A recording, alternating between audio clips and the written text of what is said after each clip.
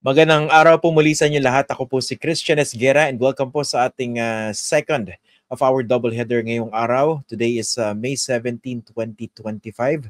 Again, this is a recorded episode. We are recording this at exactly 11:05 in the morning. Ano po bang pag-uusapan natin? Alam nyo, isa sa mga malaking balita nitong mga nakarang araw ay itong napabalita na desisyon itong Commission on, sorry, Court of Appeals. Sorry maaga pa kasi. Court of Appeals. At mukhang maraming naguguluhan.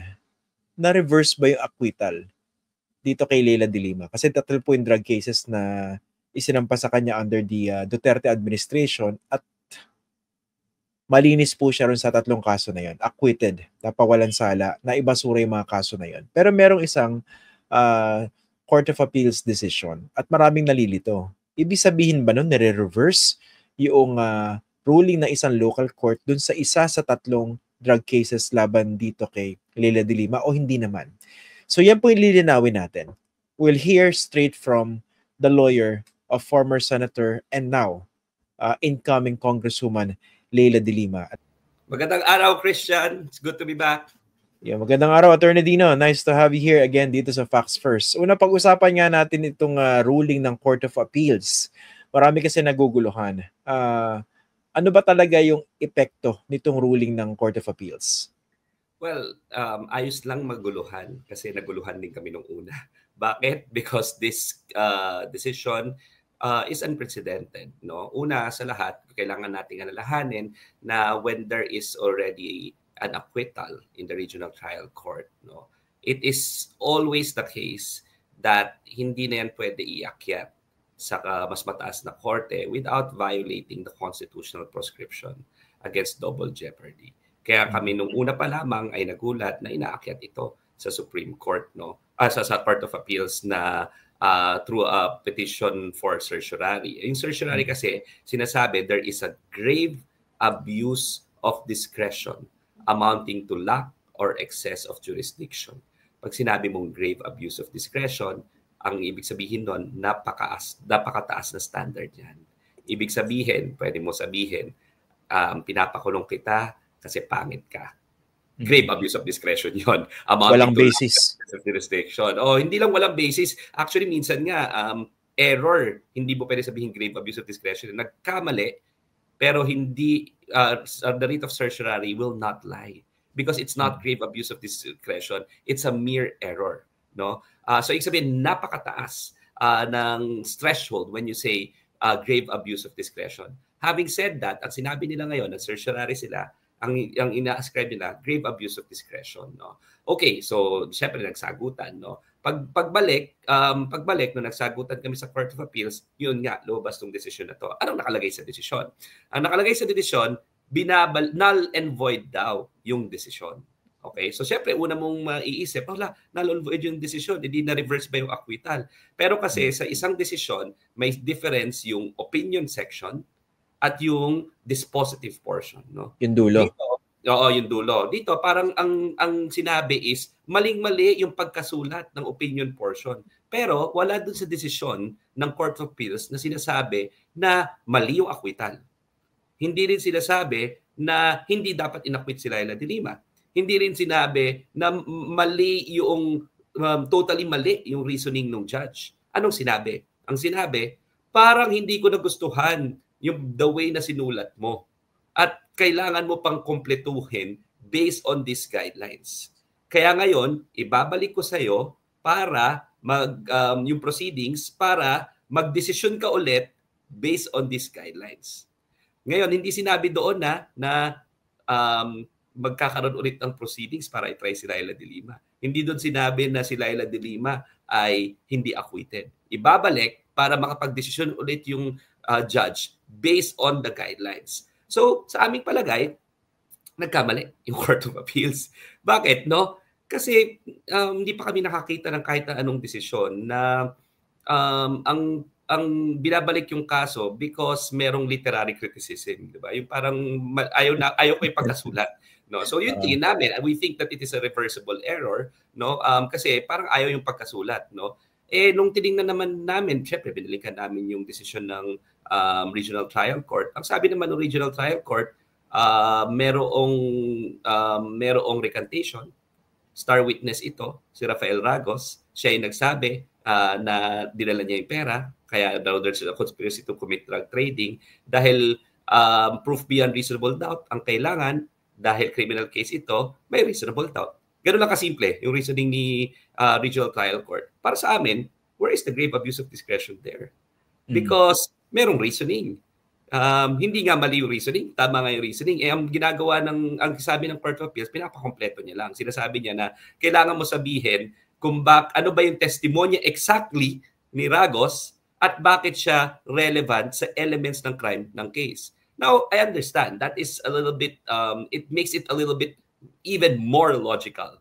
But it doesn't mean that what the decision was not logical. It just makes it even more logical. Hanapin mo kung ano yung testimonya niya exactly, nandun naman talaga yun sa TSN. So nagtataka rin kami kung bakit hindi nilang nilagay ng Court of Appeals doon sa transcript of stenographic notes at keynote. Kung gusto nilang ma-quote yun, kailangan pa ibaba yung kaso sa Regional Trial Court. At saka, pwede rin namang sabihin kung bakit ito napaka-importante sa elemento ng crime, di ba? Kasi yung krimen establishes or tries to establish conspiracy. Ang sabi kasi ni Ragos, may tumawag sa akin. Hindi ko alam kung sino yon. Nagising na lang ako isang umaga, may tumatawag sa akin doon sa aking quarters, doon sa Bureau of Corrections. Pagkagising ko, meron na lang pera sa tabi ko. Siyempre, yung perang yon, dinala ko kay Laila de Lima kasi inutusan ako ng anonymous phone call. Natingin ko si Peter ko na hindi ko naman na-verify kung siya.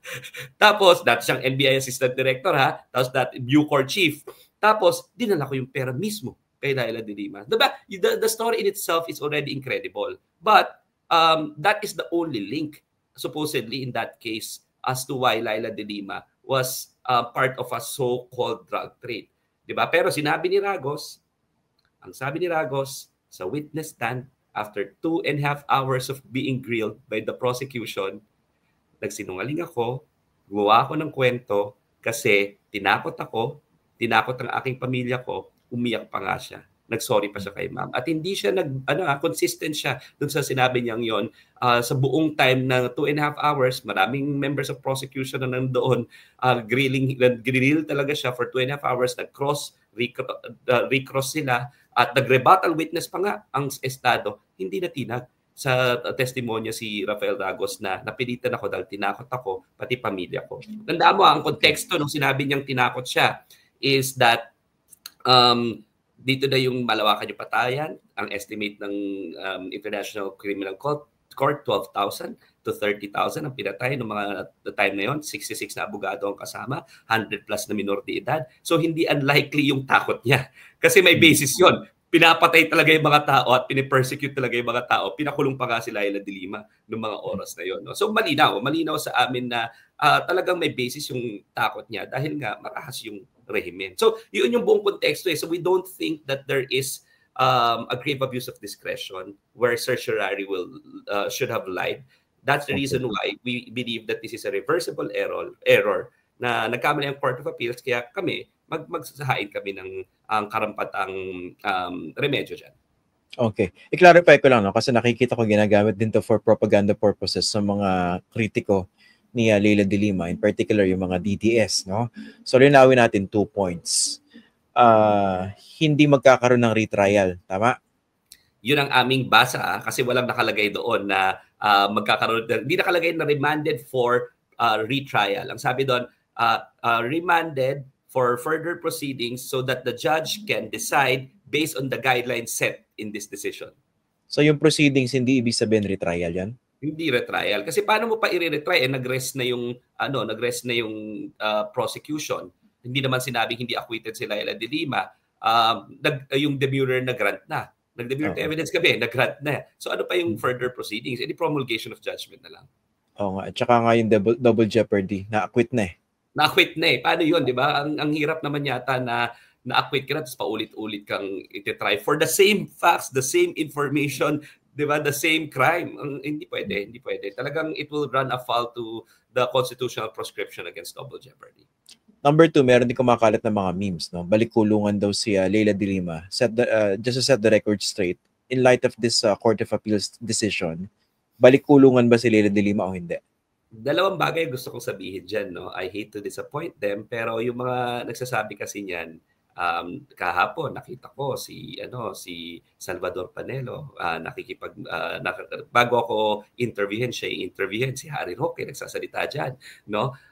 Dalawang presidential spokesperson ni Rodrigo Duterte nagsasalita about this case.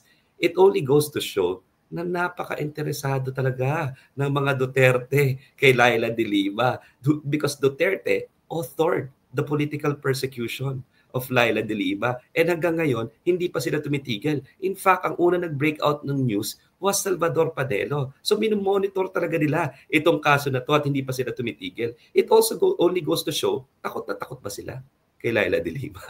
Dahilan ba sa alam nila na ngayong nakawala na si Leila de Lima, siya pa yung mag-a-assume ng prosecutor para sa impeachment trial? Ganyan sila katakot kay Leila de Lima, hindi sila titigil. So gusto ko lang i-link na sinasabi nila, hindi naman daw sila nag-author ng political persecution ni Leila de Lima. Grabe sila sa deny, pero ngayon unang-una maglalabas sila. Unang-una magsasalita about these things sila. No? Baka kung nandiyan pa si Rodrigo Duterte, kaso nakakulong na. Baka nagsasalita na naman siya kay Leila de Lima about sa case ni Leila de Lima. Pero pangalawang bagay na gusto ko sabihin, pinakulong na nila si Leila de Lima ng 7 taon, ha? Hindi siya tumigil, di ba? Wala siyang internet, wala siyang aircon, wala siyang radyo, wala siyang computer, ballpen at papel lang ang meron siya, ni ref, wala siya. Hindi naman siya tumigil sa pagtatrabaho, di ba? Lahat ng mga most important issues, never siya na walang stand sa most important issues. Nagdi-dispatch siya, di ba? From West Philippine Sea to the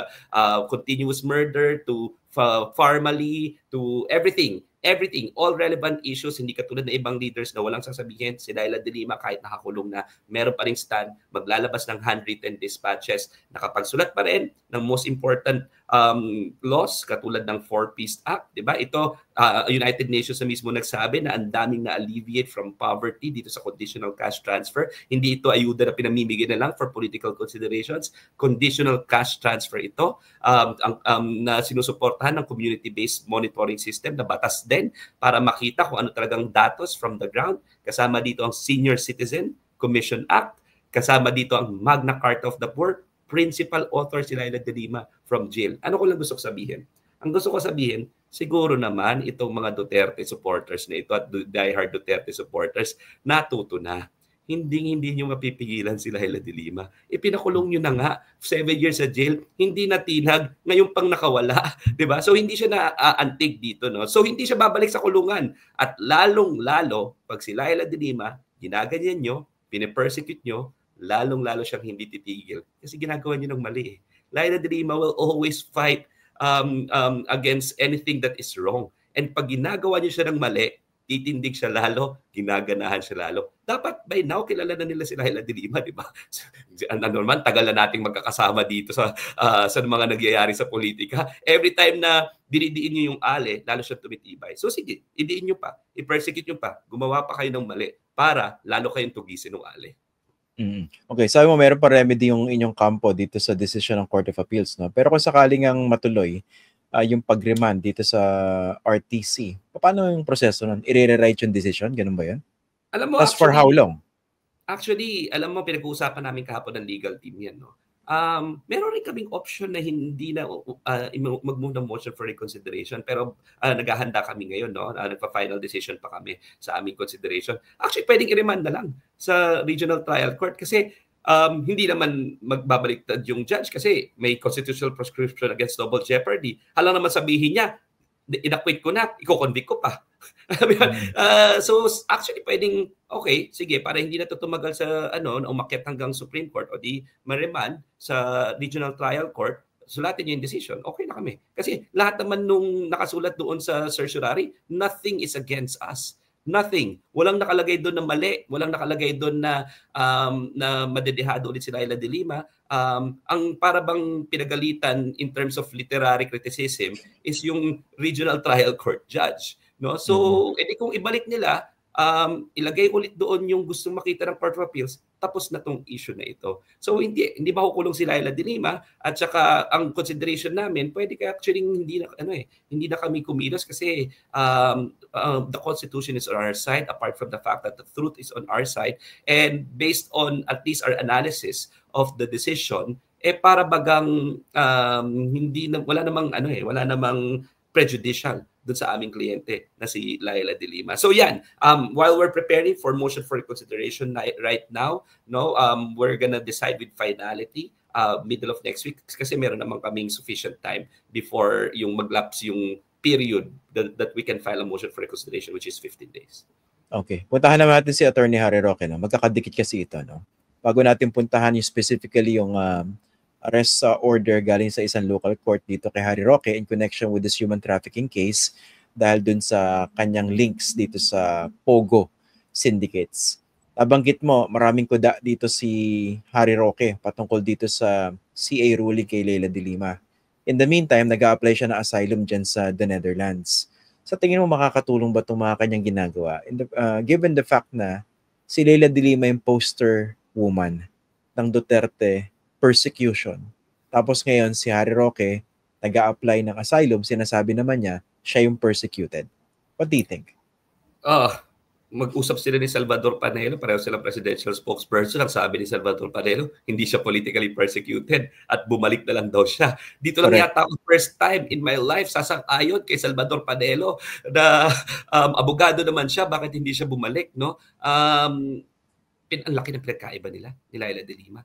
Si Laila de Lima, hinarap yung kaso. Si Harry Roque, tago ng tago, ayaw bumalik.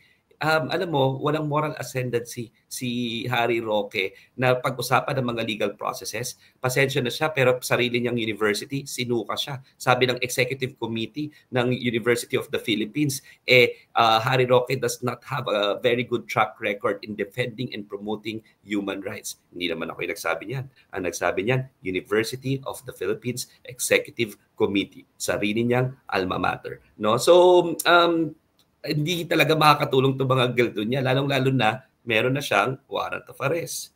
Diba? Anong sabi ng isang post na nabasa ko, kay Percy yata to, this is the first for Harry Roque. He is now wanted. This is the first for Harry Roque. He is now wanted. Sabi, grabe naman to, grabe naman. Pero wanted na siya sa Pilipinas. Susulat pa yung gobyerno ng Pilipinas daw para sabihin na kailangan ng i-extradite si Harry Roque. No? So I don't think the Netherlands will grant him asylum. It's far because this is a real fugitive from justice. There is a pending warrant of arrest from a sovereign country against him. And it is difficult to say that this is political persecution because he admitted on record as well his involvement as counsel of these Pogo hubs. No, so it's not as if hindi niya inadmit on record. It's not as if he was doing his job as a public servant. Unlike Laila de Lima, she was senator. She was investigating the war on drugs, and then all of these cases came, di ba? Si Harry Roque is not an incumbent, no? Admitted his involvement in the Pogo operations on record during the hearings in the House of Representatives. Tapos umalis. Flight is indication of risk. Ang layo Ang layo ng facts, no? Huwag din sabihin na as if siya yung politically persecuted right now, no? We know political persecution when we see it. Para bagang kahit na yung mga DDS, ang hirap yata sabihin na yung political persecutor ang politically persecuted. Kung merong political persecutor dito, hanggang ngayon, si Harry Roque yun. Hanggang ngayon, sinusubukan niya i-politically persecute si Laila de Lima. At para sa amin, siya ang master ng political persecution, no, behind Laila de Lima. So wag niyang sabihin na siyang biktima ngayon. Malayong-malayo siya from being the victim. Instead, he was the one who victimized a lot of people. By the way, curious ako dino, no? Kasi alam ko nung tumakbo na sa pagkasenador si Laila de Lima, you tirelessly campaign for her. Yung hawak-hawak mo laging stand ni Senator de Lima all throughout the campaign, di ba, noong 2022. Tama? Yeah. Okay. Kapagod. Ako lang daw yata yung tumakbong citizen na tumakbong senador pero wala sa balota yung pangalan ko. Nakakapagod. Ang gusto ko malaman honestly, no, how does it feel, Attorney Dino, na after everything was said and done, after nung lahat ng pinagdaanan ng Senator Leila at ninyo, she's on her way back to the legislature, in particular sa House of Representatives, after everything that was done to her? Medyo naluwa ako sa tanong mo, no? Ano ba? Bakit ako gusto tanongin about this? Kasi talagang na-monitor kung gaano kakasipag ng campaign na yan. I didn't have the time to reflect there. Alam mo, kwento ko lang, Christian, nung after the 2022 elections, ay pagod na pagod ako. Siyempre, ang sakit sa puso nung nangyari, di ba? We were all hopeful after the elections. And then, ganyan yung nangyari, no? Tapos, habang nag-aaral ako abroad, yun yung time na muntikang patayin si Laila de Lima. Alam mo yun? Yeah, sabi ko, hostage. Sabi ko nandun ako, hindi ko mapapatawad yung sarili ko na yung kliyente ko kung namatay. Kasi it was even more painful than waiting for the bar exams nung hindi namin alam kung buhay o patay. Alam lang namin na may hostage incident na nangyari, di ba? Kung maalala mo yung kwento na yon, si Laila de Lima pinasok ng 3 Abu Sayyaf. 3 Abu Sayyaf yung sinubukan pumasok sa kanya. Ang gate supposedly pag pumapasok kami sa Camp Crame, unang gate, kakapkapang ka, may pangalawang gate, kakapkapang ka ulit, may pangatlong gate, tsaka ka lang makapasa sa quarters niya, may mga tore doon. Pero nagtataka naman kami, ba't nawala lahat yung mga gwardiya at 6:30 a.m. at bukas lahat ng mga gate, no? Having said that, may isang nakapasok. Sabi, ma'am, patawag ka ng C-130, patawag ka ng Hammer, bubuwi ako sa Sulo, patawag ka ng mga media, kinaladkad siya doon sa bed niya, nakapantulog lang siya, na yung tuhod niya, gas pa sa sahig, no? Pinalipit siya, nilagay yung kutsilyo dito niya, di ba? Tapos, nung nakalagdi na yung kutsilyo, sabi niya, teka lang, wag mo muna masyadong idiin, teka lang. Ayan, sabi niya, hindi na pwede, ma'am. Ayan, nung humingi sila, hindi tumating yung media, hindi tumating yung Hammer, hindi tumating yung C-130, sabi niya, pasensya ka naman, papatayin na kita. So, nagdasal na ng Muslim, di ba? Nung nagdadasal ng Muslim, dito yung kutsilyo, si ma'am nagdasal na rin na Lord, make it quick, make it less painful. Biglang nauhaw yung Abu Sayyaf. Saka ewan ko kung para bang iinom siya ng maraming tubig bago niya gawin yung karumbal-dumal niya pagpatay kay Laila de Lima. So nung humingi siya ng tubig, si Colonel Pespes, sabi niya, pahingin tubig. Nung binibigay sa kanya yung tubig, binaril siya. Nung binaril siya sa ulo, buti lang sharpshooter, nag-splatter pa yung dugo kay Laila de Lima. Nag-splatter yung dugo sa kanya. Tapos nalaglag doon sa kama niya. So, alam mo yon, pero the same night, doon pa rin natulog si Laila de Lima sa quarters ng yun. Doon sa kama niya pa rin, pinilitan lang yung bedsheet at pinabindisyonan daw, no? Grabe yung pinagdaanan talaga ni ma'am, no? So parang ako, noong 2022, pagod na pagod, as in super pagod ako after, nag-aral ulit ako, saka ako nag-aral sa Hague Academy after nung masters ko, kasi sabi ko wala pa akong bandwidth mag-New York bar sa pagod ko, no? And then after itong ito na nga, biglang pagbalik namin na acquit. Nakawala muna, nag-bail, tapos na-acquit si Laila de Lima. Tapos sabi niya, ayaw niya na muna. In-arrange ko yung tour niya all over sa US supposedly. Harvard, Columbia, New York University, NYU, Fordham, the US Capitol, wanted to listen to her speech. In-arrange ko lahat yan. Naka-arrange na lahat, di ba? Talagang pati lahat ng mga hotels niya, ganyan. Biglang sabi niya last minute, hindi ko pa kaya. Pagod pa ako. I still need to reclaim my life. So, usapan na yung sa posibilidad na pagtakbo niya. Hello? Medyo bumabagal ka lang. Medyo nawala ka nung last 30 seconds. Yan, sige. Ayan na. So okay nung inayos na yung yung pagtakbo niya, kasi yung ML party list sabi, ma'am, kailangan ka ng serbisyo publiko, nakumbinsi na naman siya na tumakbo, no? So last minute na naman nangampanya, no? Para bang for us it is just really surreal. It is just really surreal na nakabalik na naman siya sa serbisyo publiko. Andiyan na naman si Bob. Kasama ko siya kagabi. Sabi niya, di ba, sanay naman tayo dito Sanay naman tayo sa ganito na wala tayong pera. Wala kami kapera-pera sa ML Party List. Ako na naman naghahanap ng kung ano-anong possible na pwedeng gawin para lang makapag-print ng mga paraphernalia. Sabi, di ba, sanay naman tayo dito sa ganitong klaseng laban. Nagtigilan kaming lahat ng mga abogado dyan pro bono. Ma'am, pwede naman po next time, hindi na po ganito kahirap. Yun lang nasabi namin lahat. Tapos nagtawanan na lang kami. Nagtawanan na lang kami na parang, ma'am, pwede naman hindi na ganito kahirap. Tapos pati siya natawa na, alam mo. Kasi all present na naman yung mga abogado niya kagabi. Kasi dati, every week kami, twice a week, maghihiring kami, 8:30 ng umaga. Tapos 3 yung kaso, minsan 8:30 hanggang 5 PM kasi may pangalawang kaso sa Muntinlupa. Quezon City kami, wala pang Skyway noon, magbabiyahe kami. Grabe yung hirap. Tapos bilang nakawala na siya. So hindi na kami masyadong nagkikita regularly. Tapos first time ulit kami nagkita-kita lahat kahapon. So, parang na-miss natin. Tapos ang pagkain lang namin kahapon, sinigang, yung ano tawag dito, yung galunggong, tsaka syempre laing kasi Bicolana. Yun yung paborito namin pag bago kami umalis lagi. Yun ulit ang pagkain, parang real fashion parang ito pa rin yung pagkain natin after all these years. Pero yeah, super happy, super surreal na ganyan yung naging journey namin, no. And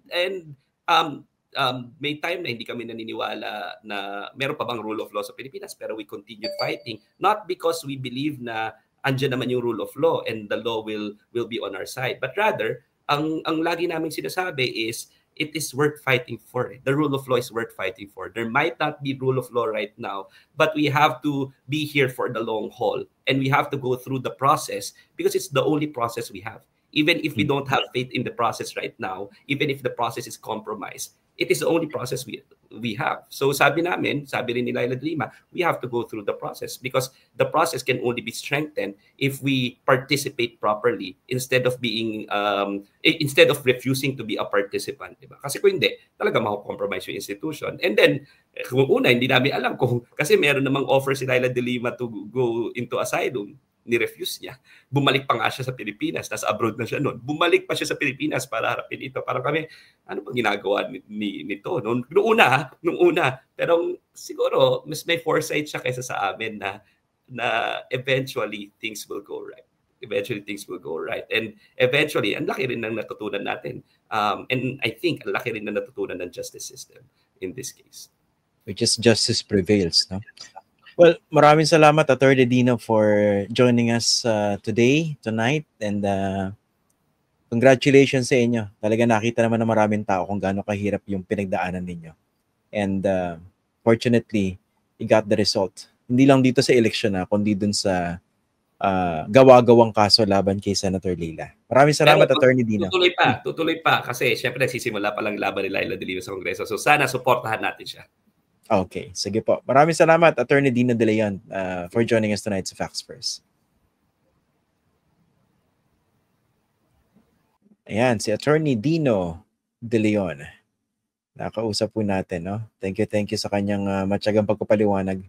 Grabe yung yung pinagdaanan ni Senator Leila. You really have to admire the woman because of everything that she has gone through. Everything that was did to her under the previous administration. And right now, she's on her way to Congress. And isa po syempre sa responsibilidad natin bilang mga mamayan, mga botante. Tingnan natin yung kanyang magiging action, yung mga issues sa kanyang isusulong, tsaka mga panukalang batas.